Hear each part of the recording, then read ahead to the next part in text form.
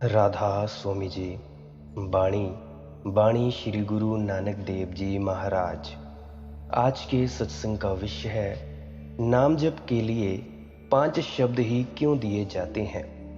बाणी है, मंदा संतोख सरम पत झोली, ध्यानक कर विभूति, कित्था काल कुआरी काइया, जुगत डंडा प्रतीत, आई पंथ सगल जमात, मन जीत जग जीत। ये गुरु नानक देव जी की वाणी है। आप जी ने अक्सर बहुत से सत्संगों में संतों महात्माओं की वाणियों में ये सुना होगा कि हमें अनहद नाद को सुनना है, नाम की कमाई करनी है या शब्द धुन को सुनना है। तो फिर भी ये जो हमें शब्द दिए जाते हैं जपने के लिए, ये क्यों दिए जाते हैं? तो गुरु नानक देव जी की वाणी का एक एक शब्द बहुमूल्य है। एक एक शब्द को गहरे में समझने की कोशिश करें। मंदा संतोख सरम पत झोली, ध्यान की कर विभूति, यानी हे योगी, संतोष और लज्जा की मुद्रा बनाओ, प्रतिष्ठा की झोली धारण करो और ध्यान की विभूति लगाओ। निरंतर ऐसा हुआ है और सदा ऐसा होता भी रहेगा, क्योंकि आदमी के मन की कुछ बुनियादी भूलें हैं जो बार बार पुनरुक्त होती हैं, रिपीटिशंस के लिए होती हैं। जब भी किसी धर्म का जन्म होता है तो अनेक विधियां, अनेक उपाय, अनेक प्रयोग परमात्मा तक पहुंचने के खोजे जाते हैं। धर्म के मूल स्रोत के निकट तो वे केवल प्रतीक होते हैं, सहारे होते हैं। लेकिन जैसे जैसे मूल स्रोत दूर होता जाता है और धर्म एक परंपरा बन जाती है, वैसे वैसे प्रतीक जड़ हो जाते हैं, उनका अर्थ खो जाता है। फिर लोग लाश की तरह उन्हें ढोते रहते हैं। फिर धीरे धीरे ये भी भूल जाता है कि किस लिए, क्यों प्रथम इन्हें स्वीकार किया गया था। एक औपचारिकता हो जाती है जिसे निभाना सामाजिक कृत्य बन जाता है। समझें, बाबा जी महाराज ने आपको नामदान दिया, आपको नामदान के 5 शब्द दिए। तो जैसे जैसे आप उनसे दूर होंगे तो क्या होगा, नामदान के 5 शब्द एक बाहरी प्रतीक हो जाएंगे। लेकिन क्या उन 5 शब्दों से आपकी आत्मा नाम के रंग में रंगी है? आज आपको भी 40-40, 50-50 साल हुए नामदान लिए, क्या आपकी आत्मा रंगी? नहीं। नामदान के ये जो शब्द हैं, ये केवल एक सुरती का उपाय था कि अब आत्मा को भी रंगना है। वह तो ऐसे था जैसे कोई आदमी बाजार जाता है, कुछ खरीद कर लाना है, भूल ना जाए तो अपने कुर्ते में एक गांठ लगा लेता है। गांठ थोड़े ही बाजार से खरीद कर लानी है, गांठ का कोई अपने आप में थोड़े ही अर्थ है। तुम 1000 गांठें लगा लो, इससे क्या होगा? वह तो स्मरण के लिए एक सहारा है, बस याद करवाने के लिए है। दिन भर बाजार में काम में उलझा रहेगा व्यक्ति, बार बार गांठ पर ध्यान जाएगा, ख्याल आ जाएगा कि कुछ खरीद कर घर ले जाना है, सुरती बनी रहेगी, संभावना कम रहेगी भूलने की। 1000 कामों में उलझा हुआ भी जो चीज खरीद कर लानी थी उसे खरीद कर घर ले आएगा। लेकिन गांठ अपने आप में कुछ अर्थ रखती नहीं। उसका बेटा हो सकता है ये देखकर कि बाप जब भी बाजार जाता था तो अक्सर अपने कुर्ते में गांठ बांध लेता था, जरूर इसमें कुछ राज होगा। जब बेटा भी बाजार जाएगा तो कुर्ते में गांठ बांध कर जाएगा। ना तो कुछ स्मरण रखने को है, ना गांठ का कोई संबंध स्मरण से रहा। अब तो गांठ एक औपचारिक परंपरा हो गई। उसका बेटा भी ऐसा करेगा और तब हजारों सालों तक ये बात चलती रहेगी। उस घर में गांठ बांधना परंपरा हो जाएगी। जो तोड़ेगा, नहीं मानेगा, वह अधार्मिक समझा जाएगा। जो मानेगा वह धार्मिक समझा जाएगा। जो मानेगा वह पुरखों का आदर करता है, जो नहीं मानेगा वह बगावती है, विद्रोही है। लेकिन ना मानने वाला बता सकेगा कि ये गांठ किस लिए, और ना मानने वाला बता सकेगा कि गांठ किस लिए नहीं। सभी धर्मों में इस तरह का उपद्रव स्वाभाविक है, क्योंकि मन थोथे को पकड़ लेता है, गहरे को भूल जाता है। मन की कोई गहराई नहीं है, मन गहरे को याद रख ही नहीं सकता। अब बाबा जी महाराज ने तुम्हें नामदान दिया, वह तो सिर्फ तुम्हारे भीतर एक याद बनी रहे 24 घंटे कि तुम्हें गुरु दीक्षा मिल चुकी है और तुम ऐसे उठना, ऐसे बैठना, ऐसे चलना जैसे एक नामदानी सज्जन को उठना चाहिए, बैठना चाहिए, चलना चाहिए। तुम्हें वही बोलना है जो एक नामदानी सज्जन को बोलना चाहिए। तुम्हारा इस जगत में व्यवहार एक कैदी का ना हो, एक मालिक का हो। इसीलिए मैंने तुम्हें स्वामी कहा। एक बंधे हुए व्यक्ति का ना हो, मुक्त आचरण हो। मैं हमेशा तुम्हें स्वामी कहता हूं, परमात्मा कहता आया हूं। हर सत्संग के अंत में तुम्हें परमात्मा ही कहता हूं। तो ये एक बंधे हुए व्यक्ति का ना हो, एक आचरण। माना कि आज तुम अचानक मुक्त नहीं हो जाओगे, लेकिन कहीं से तो शुरुआत करनी होगी। ये तो नामदान के शब्द या तुम्हारे ऊपर जो सफेद कपड़े तुम कुर्ता पजामा पहनते हो, औरतें सफेद कपड़े पहनती हैं, ये शरीर पर एक गांठ की तरह है। इनका उपयोग है कि इनके कारण सुरति बनी रहेगी और सुरति अभी बनाए रखना सबसे ज्यादा महत्वपूर्ण है। तो बाबा नानक के ये जो वचन कह रहे हैं, ये नाथ संप्रदाय के साधुओं को संबोधित करके कहे हैं। उस समय नाथ संप्रदाय के साधुओं का बड़ा प्रभाव था। देश के कोने कोने में उनके मठ थे और जिससे जन्म हुआ था नाथ संप्रदाय था, वह आदमी बड़ा अनूठा था और उनका नाम था गोरखनाथ। लेकिन जैसे ही गोरखनाथ खोया, वैसे ही साधारण आदमी के हाथ में उसकी विधियां पड़ गईं, वे सब थोती हो गईं। तो नाथ संप्रदाय के साधु अपने कान को छेद लेते हैं, नाथ लेते हैं। अब वह भी गांठ है और बड़ी उपयोगी है। एक्यूपंक्चर चीन में एक बहुत पुरानी साइंस है और अब पश्चिम में भी उसको स्वीकार किया जाता है। एक्यूपंक्चर मनुष्य के शरीर में 700 बिंदु मानता है जहां जीवन ऊर्जा प्रवाहित होती है।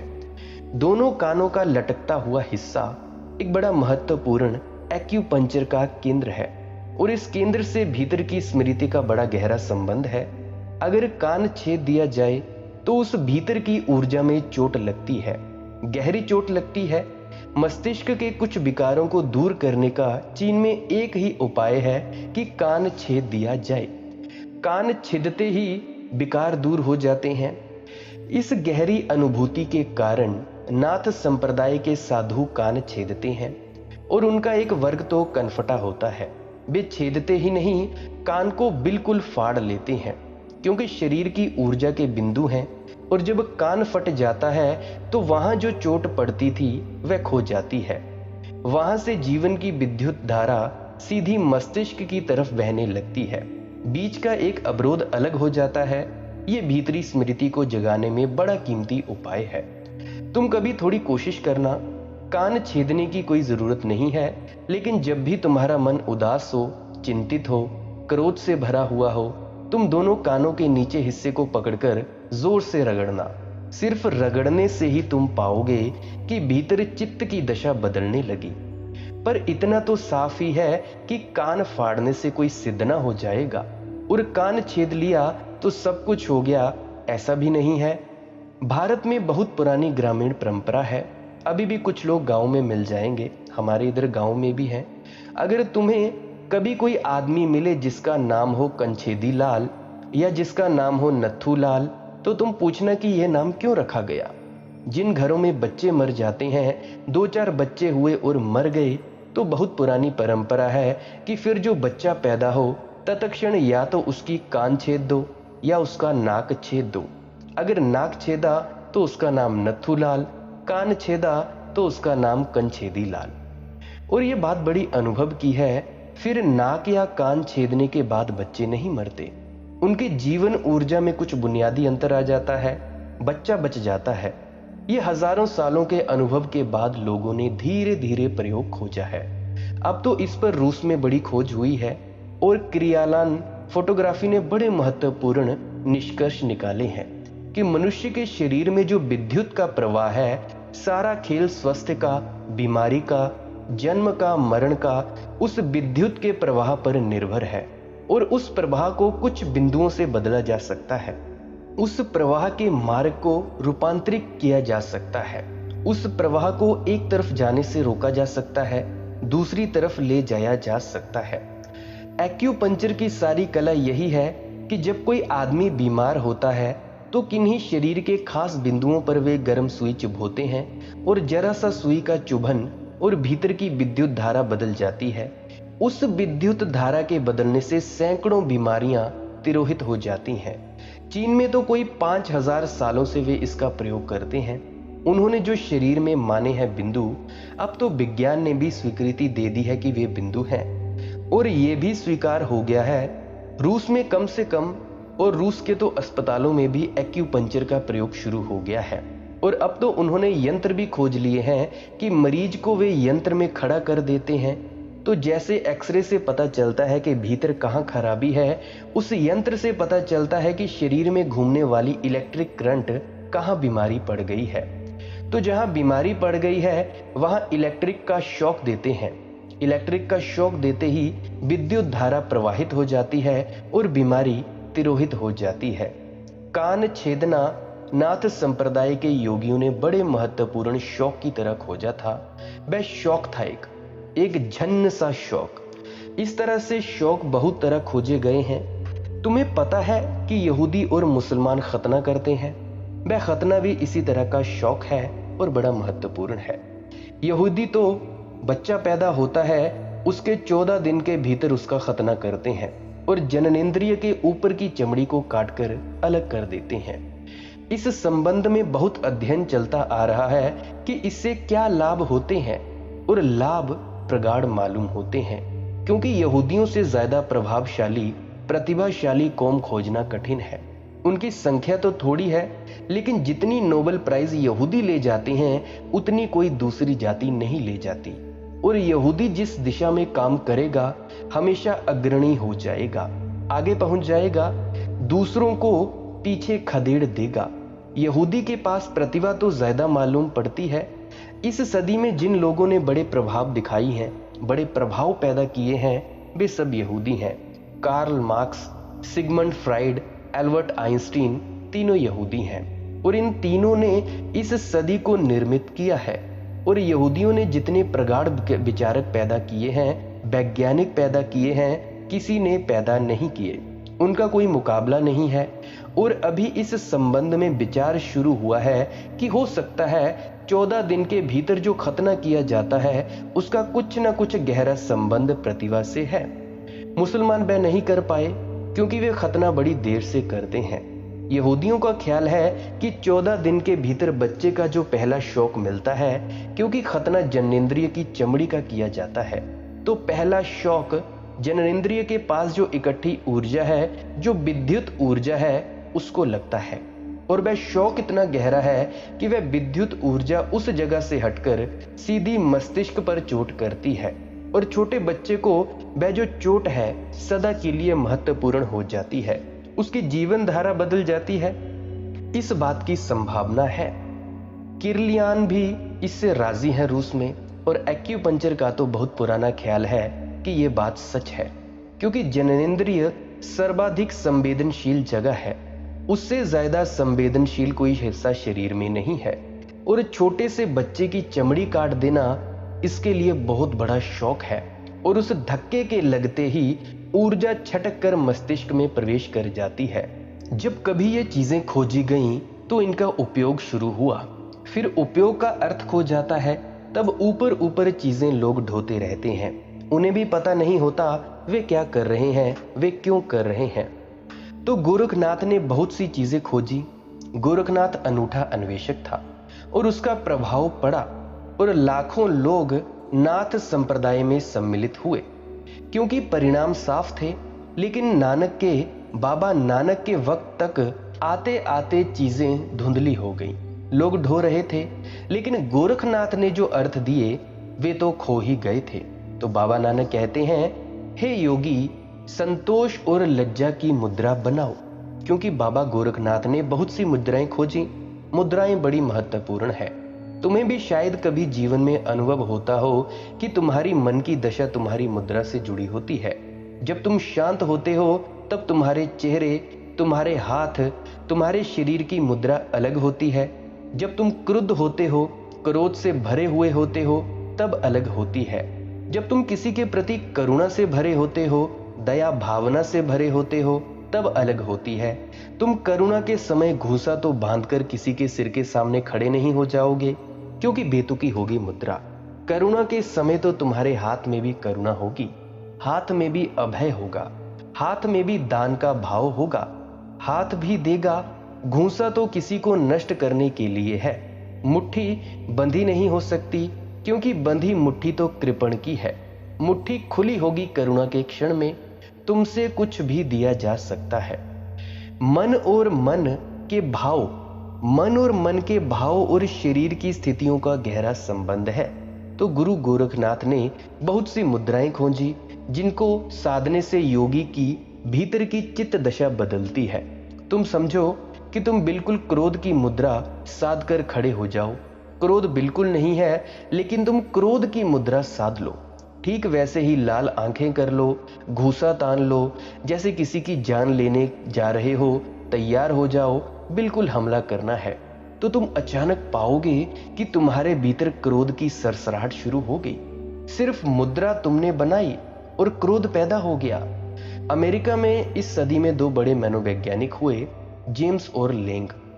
उन दोनों ने मिलकर एक सिद्धांत विकसित किया जो जेम्स लेंगे सिद्धांत कहलाता है। गूगल पर सर्च कर लेना। उन्होंने बड़ी उल्टी बात कही। उन्होंने ये सिद्ध करने की कोशिश की कि लोग कहते हैं डर लगता है, इसीलिए डर वाला आदमी भागता है।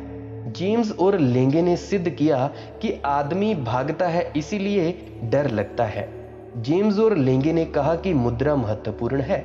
हम कहते हैं कि आदमी डर गया इसीलिए भाग रहा है, और जेम्स और लेंगे कहते हैं वह भाग रहा है इसीलिए डर रहा है।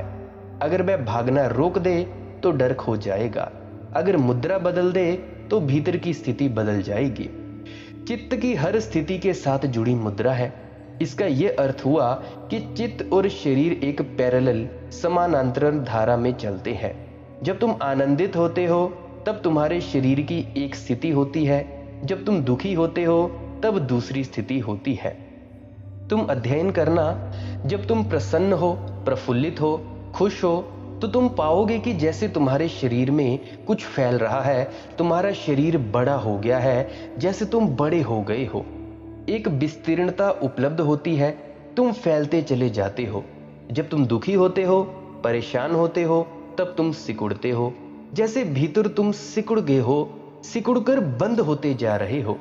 जैसे वृक्ष बीज में बंद हो जाना चाहे, ऐसे तुम अपने भीतर सिकुड़ जाते हो। और तुम ध्यान रखना, दुखी आदमी का अगर तुम शरीर देखोगे, तुम उसे भी सिकुड़ा हुआ मुद्रा में पाओगे। अगर तुम मुद्राओं का अध्ययन करो तो तुम शरीर की स्थिति को देखकर बता सकते हो कि भीतर की स्थिति क्या होगी। जब आदमी प्रसन्न होता है तो शरीर फैलाव की हालत में होता है, दुखी तो सिकुड़ा होता है। जब क्रोध होता है तो माथे की अलग अवस्था होती है, रेखाएं बदल जाती हैं। जब तुम चिंतित होते हो तो माथे पर अलग बल पड़ते हैं, जब तुम निश्चिंत होते हो बल खो जाते हैं। इस रहस्य की खोज जेम्स लेंगे ने नहीं की। इस रहस्य की खोज भारत में बहुत पुरानी है। हठयोग प्रदीपिका से लेकर गोरखनाथ तक लाखों लाखों योगियों ने अनुभव किया। योगियों से ज्यादा किसी ने मनुष्य के शरीर और चित्त पर प्रयोग भी नहीं किए हैं। इतना अन्वेषण भी नहीं किया है, इतना निरीक्षण भी नहीं किया है। तो उन्होंने पाया कि एक एक चित्त की दशा के साथ शरीर की मुद्रा का जोड़ है। तब एक सूत्र हाथ लग गया। अगर चित्त को बदलना हो तो मुद्रा के बदलने से चित्त को बदलने में सहायता मिलेगी। तो मुद्रा बदल लो। जब क्रोध आ रहा हो तब तुम मुद्रा ऐसी करो जो कि शांत चित्त की मुद्रा है। तुम अचानक पाओगे भीतर की ऊर्जा में रूपांतरण हुआ। वह जो शक्ति क्रोध बनने जा रही थी वही शक्ति शांति बन गई। शक्ति निरपेक्ष है, तुम जैसे ढांचा उसे देते हो वैसे ही ढल जाती है। शक्ति तो जल की भांति तरल है, तुम गिलास में उसको भर दो तो ढंग उसका गिलास का हो जाता है। तुम लोटे में भर देते हो तो उसका रूप लोटे का हो जाता है। मुद्राओं से तुम रूप देते हो। शक्ति तो निरपेक्ष है, जब तुम क्रोध का रूप दे देते हो तो शक्ति क्रोध बन जाती है। मुद्रा ढांचा है, और जब तुम प्रेम का रूप दे देते हो वही शक्ति प्रेम बन जाती है। यह बड़ी गहरी से गहरी खोज है। तो अगर तुम शरीर की मुद्राओं को समझ लो तो तुम पाओगे कि तुमने भीतर के मन को बदलना शुरू कर दिया। लेकिन खतरा है। खतरा क्या है? खतरा यह है कि तुम भूल ही जाओ और तुम शरीर की मुद्रा के ही अभ्यास में लगे रहो, और तुम ये भूल ही जाओ कि भीतर के मन को बदलने का इससे कोई संबंध है। तो ऐसा हो सकता है कि तुम शरीर की मुद्रा का तो बिल्कुल अभ्यास कर लो और भीतर कुछ भी ना हो। ऐसे ही तुम सभी के साथ 40 साल के नामदान के बाद हुआ है। तुमने अनहद नाद पर जोर नहीं दिया, तुमने इन नामदान के 5 शब्दों को, 3 शब्दों को, 7 शब्दों को जपने पर ही जोर दिया। इसीलिए वो जो भीतर आपके कुछ हो नहीं रहा है उस पर आपने जोर नहीं दिया, सिर्फ ये बाहर के प्रतीक पर आपने जोर दिया। ये तो केवल सहारा है, असली क्रांति तो भीतर करनी है। बाहर से जितने सहारे लिए जा सकें उतना अच्छा है। जैसे कोई आदमी नया मकान बनाता है तो मकान बनाने के लिए पहले एक स्ट्रक्चर खड़ा करता है, लेकिन अगर स्ट्रक्चर ही खड़ा करके तुम रह जाओ, ढांचा ही खड़ा करके रह जाओ, मकान कभी बनाओ ही ना, तो वह ढांचा मकान नहीं है, उसमें रहा नहीं जा सकता। वह ढांचा सहयोगी था। जब मकान बन जाता तो ढांचा हटा देना था, ढांचा रहने के लिए नहीं है। जब अनहद नाद शुरू हो जाती है तो ये नामदान के शब्दों को हटा देना है। ये जो नामदान के शब्द हैं ये ढांचा है, ढांचा रहने के लिए नहीं है। तो वैसे ही मुद्रा तो ढांचा है। तो बाबा नानक के समय आते आते तक ढांचे को ही लोग मकान समझकर रहने लगे। तो योगी बैठा है एक मुद्रा में, उसने मुद्रा तो करुणा की बना रखी है, लेकिन उसे याद ही नहीं कि करुणा के लिए कुछ भीतर भी करना जरूरी है। तो मुद्रा करुणा की है और भीतर क्रोध उबल रहा है। जैसे तुम सभी करते हो, जाते तो तुम डेरों में हो, सत्संग सेंटरों में हो, घर में तुम नाम जप करते हो, पर बाहर तुम भेदभाव करते हो, बर्ताव वैसा जैसे कोई जंगली जानवर हो। हाथ पैर तो एक योगी अभय के बनाए हुए है, और अगर तुम उसके योगी के भीतर झांको तो वह खतरनाक है और तुम्हें नुकसान पहुंचा सकता है। द्वार पर खड़ा मांग तो भीख रहा है। नाथ योगियों से लोग डरने लगे थे। अगर वह भीख मांगे और ना दे तो वे अभिशाप दे दे। तो भिखारी का रूप उसका झूठा है। महात्मा बुद्ध ने, गुरु गोरख ने अपने सन्यासियों को भिखारी बनने के लिए कहा है, क्योंकि उससे विनम्रता आएगी। जैसे तुम सभी सेवा के लिए जाते हो, उससे तुम्हारे अंदर विनम्रता और आजीजी आए। पर तुम अगर उसे ही अपने अहंकार का विषय बना लो तो यह खतरा है। तो उसी तरह से इन सभी लोगों ने, बुद्ध गोरखनाथ ने अपने सन्यासियों को भिखारी बनने को कहा। जब तुम मांगोगे तो कैसी अकड़ बचेगी। जब तुम भिक्षा पात्र लेकर किसी के द्वार पर खड़े रहोगे तो कैसा अहंकार। कर्तव्य से अहंकार मिलता है, कर्तव्य से अहंकार मिलेगा ही। भिखारी हो गए, अब कैसा अहंकार। भिखारी का अर्थ है मैं ना कुछ हूं, मेरा कोई मूल्य नहीं, ये भिक्षा पात्र ही मेरा सब कुछ है, और तुम दे दो तो मैं राजी हूं। तुम कहोगे कि चले जाओ, हट जाओ, तो मैं चुपचाप हट जाऊंगा, क्योंकि भिखारी का क्या बल। मांग पर जोर जबरदस्ती क्या। देने वाला दे दे, उसकी मर्जी, ना दे उसकी मर्जी। तो बुद्ध ने तो अपने भिक्षुओं को कहा था कि तुम द्वार पर खड़े हो जाना, मांगना भी मत, क्योंकि मांगने से भी हो सकता है जोर पड़े। मांगने से हो सकता है कि उस आदमी को इनकार करना मुश्किल हो जाए, तो लाज शर्म में दे दे। लेकिन वह तो लेना ना हुआ, वह तो हिंसा हो गई। तो तुम सिर्फ द्वार पर खड़े हो जाना, अगर उसे देना होगा तो दे देगा, अगर नहीं देना होगा तो तुम चुपचाप हट जाना। तुम उसे किसी पशुपेश में मत डालना। अगर तुमने मांगा भी तो कम से कम उसे ना तो कहना पड़ेगा। हो सकता है कि संकोची आदमी हो, ना देना चाहता हो, लेकिन ना कहना मुश्किल पाए, तो उसके संकोच का शोषण तुम मत करना। तुम चुपचाप खड़े रहना, आंख बंद किए, थोड़ी देर प्रतीक्षा करना और हट जाना, ताकि उसे ना कहने का भी कष्ट ना उठाना पड़े। और मजबूरी में देने की स्थिति मत बना देना, और तुम इसके इतने विनम्र रहना कि मेरा क्या मूल्य। दे दिया तो उसकी मर्जी, नहीं दिया तो उसकी मर्जी। और हर हालत में तुम आशीर्वाद देना। उसके देने और ना देने से तुम्हारे आशीर्वाद का कोई संबंध ना हो। बुद्ध का एक भिक्षु था पूर्ण। जब वह निष्णात हो गया, बुद्धत्व को उपलब्ध हो गया, तो बुद्ध ने कहा अब तू जा, और दूसरों को दे जो मैंने तुझे दिया है। बहुत दिए बुझे हैं उनको जला।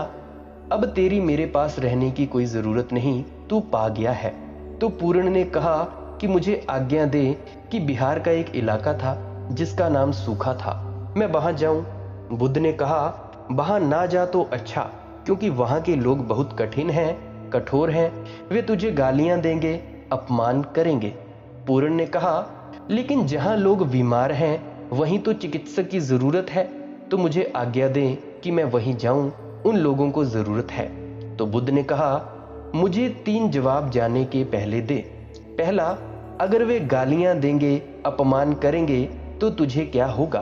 तो पूर्ण ने कहा कि मुझे होगा कि कितने भले लोग हैं, सिर्फ गालियां ही देते हैं, अपमान ही करते हैं, मारते तो नहीं है, मार भी सकते थे। तो बुद्ध ने कहा और अगर वे मारें, पत्थर फेंकें, जूतों से स्वागत करें, फिर तुझे क्या होगा? तो पूर्ण ने कहा कितने भले लोग हैं कि सिर्फ मारते हैं, मार ही नहीं डालते, मार डाल भी सकते थे। तो बुद्ध ने कहा आखिरी सवाल और, अगर वे मार ही डालें तो उस मरते क्षण में तुझे क्या होगा? तो पूर्ण ने कहा यही होगा कि कितने भले लोग हैं कि उस जीवन से छुटकारा दिला दिया जिसमें कोई भूल चूक हो सकती थी। बुद्ध ने कहा अब तू पूर्ण भिक्षु हुआ, अब तू जा सकता है। इतनी विनम्रता हो तो ही कोई भिक्षु है। लेकिन बाबा नानक के समय आते आते गोरख के भिक्षु दरवाजे पर खड़े हो जाते थे। अभी भी कभी गोरखपंथी साधु खड़ा हो जाए तो वह खड़ा नहीं रहता, वह आगे पीछे हटता है और अपने डंडे को हिलाता है या अपने चिमटे को बजाता है। चिमटे को बजाता है और आगे पीछे हटता है, खड़ा नहीं रहता एक जगह पर, घबरा देता है घर के लोगों को। और उसकी अकड़, उसकी आंख, जैसे अगर ना कहा तो भयंकर उत्पात कर देगा। तो नाथ संप्रदाय के साधुओं ने ऐसा घबरा दिया था लोगों को कि लोग उनको डर कर देते थे, क्योंकि अभिशाप पक्का था। हालत बिल्कुल उल्टी हो गई थी। आशीर्वाद तो नाथ संप्रदाय का योगी देता ही नहीं था। तुमने दिया, इसमें कुछ आशीर्वाद का सवाल ही ना था। तुम ही अनुग्रहित हो कि उसने दिया, आशीर्वाद तो देगा ही नहीं। आशीर्वाद क्या, उसका जैसे हक, और अगर ना दिया तो अभिशाप देगा। गोरख ने कहा था कोई दे कोई ना दे तो आशीर्वाद, लेकिन हालत बिल्कुल उल्टी हो गई थी और वह मुद्राएं बांधकर खड़ा था। ऐसे नाथ योगी अब भी हैं, जो खड़े हैं तो 10 साल से खड़े ही हैं, हिले नहीं है। इसका कोई मूल्य था कभी, क्योंकि अगर तुम बहुत देर तक बिल्कुल स्थिर होकर खड़े रहो और भीतर की याद रहे तो चेतना भी खड़ी हो जाएगी। अगर तुम्हारा शरीर बिल्कुल स्थिर हो गया तो चेतना भी स्थिर हो जाएगी। लेकिन ये ख्याल रहे, नहीं तो शरीर तो जड़ हो जाएगा और चेतना चलती रहेगी, और खड़े खड़े तुम जमीन भर की यात्रा करोगे। सपने आएंगे 1000, विचार चलेंगे। सहारा मिल सकता है मुद्राओं से, सहारा मिल सकता है इन नाम जप के 5 शब्दों से, लेकिन ये शब्द या मुद्राएं अंत नहीं है। बाबा नानक के समय में आकर सब मुद्राएं भ्रष्ट हो गईं, सब पंथ विकृत हो गए हैं। और आज भी मैं देखता हूं कि ये जो नामदान के शब्द हैं बहुत से संप्रदाय देते हैं और ये सब भ्रष्ट हो गए हैं, सब ये पंथ विकृत हो गए हैं।